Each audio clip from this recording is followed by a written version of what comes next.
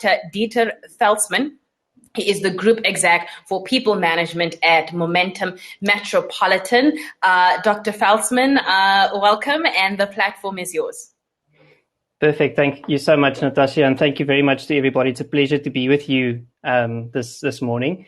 I think what I would like to share just over the next 15 minutes or so is really just to talk through what are we currently seeing from a digital transformation point of view, from a people perspective, around some of the evolving workplace strategies. And I think what we've seen over the last 18 months is definitely a significant change in what we think about work and how we work and where we work.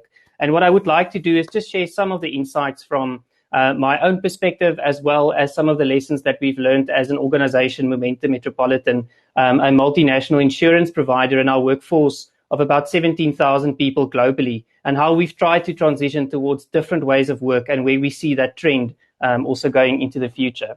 So I think for our conversation, just really 4 points that I would like to talk through. And the first one just being, let's have a look at the future. And I think we can all agree this morning that the future is already here. And there's already been a significant impact on what we think about work and specifically how the workplace is changing. And I'd like to highlight a few of the trends that we are seeing there at the moment. Secondly, what does this mean for you as an employer and for employees, and I think for human beings? And what does it mean for us in terms of how we interact and how we work? In the third instance, I'd also like to focus a bit around what are some of the working strategies or workplace strategies that are coming to the fore, not just as a result of COVID-19, but also as a result of organizations trying to think differently about accessing scarce and critical talent pools, and also trying to reinvent themselves around the required skill sets that they need to have in place in order to embark on these digital transformation journeys. And then lastly, I think also just to add to one of the previous conversations this morning is, so what? Where do you start? How do you make this practical? And what are some of the key considerations for you when embarking on a new workplace strategy as well? So I think in terms of the workplace and how the workplace is changing, I think we need to agree firstly that, throughout the course of the different industrial revolutions, the workplace has forever been evolving. It hasn't been something that has been static. And if we look across the first and the second industrial revolution, I think we can definitely agree a big shift, firstly, from factories at a workplace, then shifting towards more an assembly line, manufacturing type of view, then shifting into an office-based type of environment as we hit the third industrial revolution and the rise of knowledge work, and then a significant shift in the fourth industrial revolution to say hybrid workplaces, and I think a significant moment in the late 1990s, talking about the fact that I don't have to be present in one particular specific place to be able to contribute and to be able to work. Now, this has already been taking place over the past couple of years. And what we could see also is the fact that I think when COVID came about, we were forced overnight to fast track a lot of our workplace strategies due to safety concerns. And overnight, instead of us, slowly but surely moving and shifting towards hybrid workplace strategies, we were forced to move all employees, all roles at all levels to be able to work remotely and engage with the organization. And I think it has fast-tracked quite a bit the way that we think about work, and it's given rise to new conversations around what is the best workplace strategy for your organization going forward, and what are some of the things that you should be considering as well.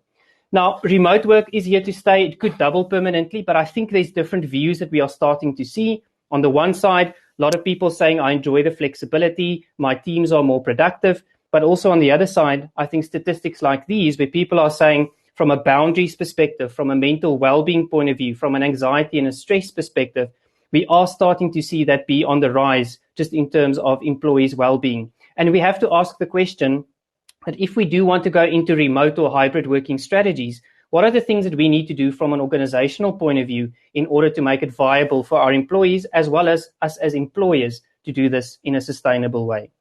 Now, I think we have to also ask the question to say, if we are going to go into this hybrid working world, what does it mean for employers and our interaction and what we think about work?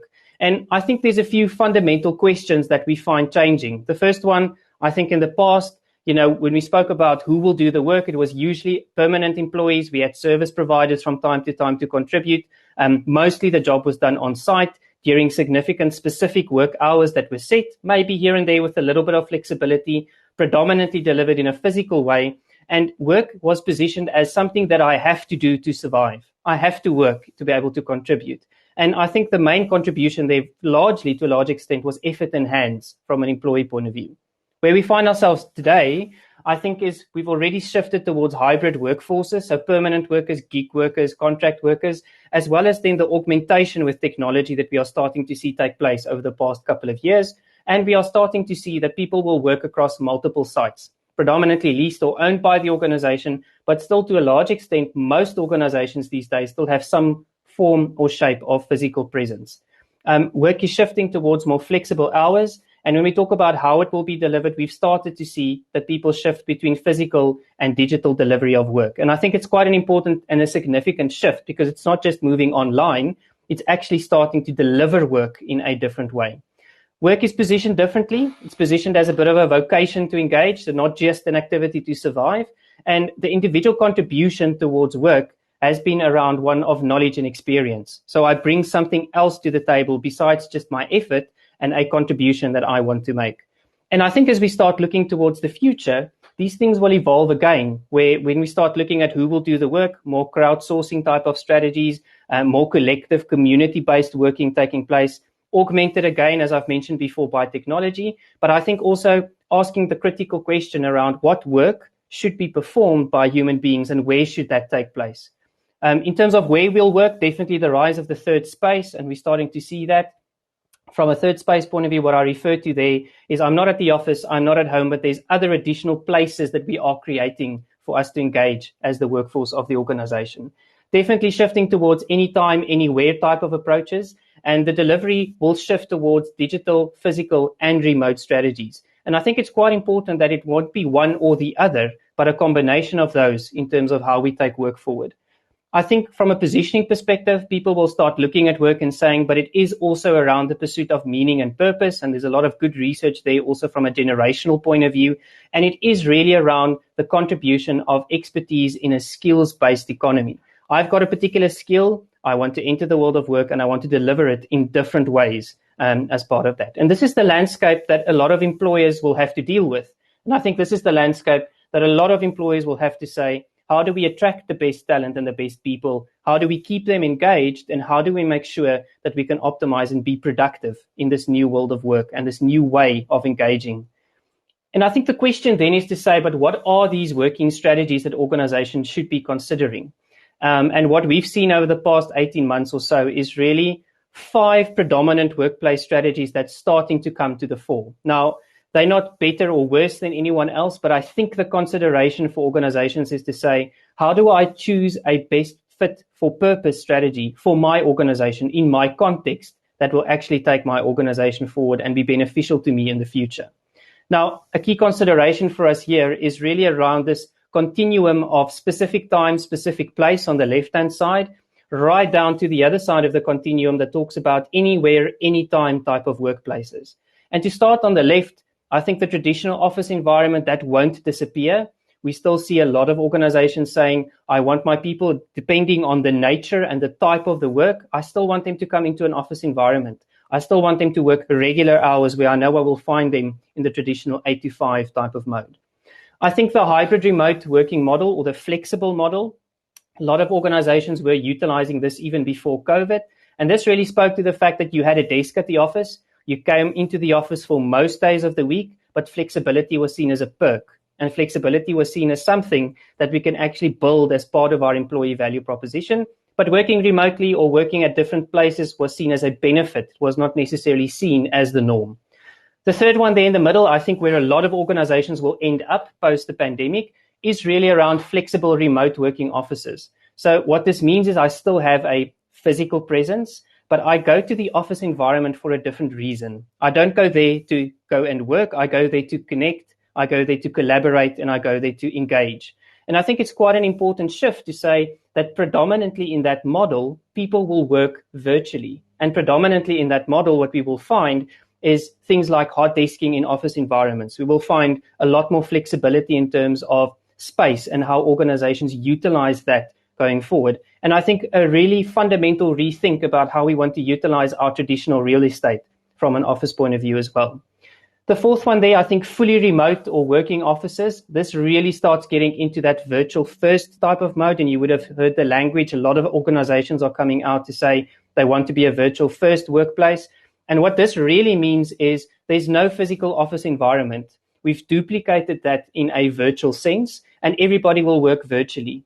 Does not mean that there's zero human interaction that happens or occurs from face to face, but that really is the exception. And it's not a key requirement of the job. And we see from a talent perspective, this is really where it becomes very interesting around us trying to source talent from other countries, other time zones, other areas to contribute towards some of our scarce skill sets that we might not have readily available access to.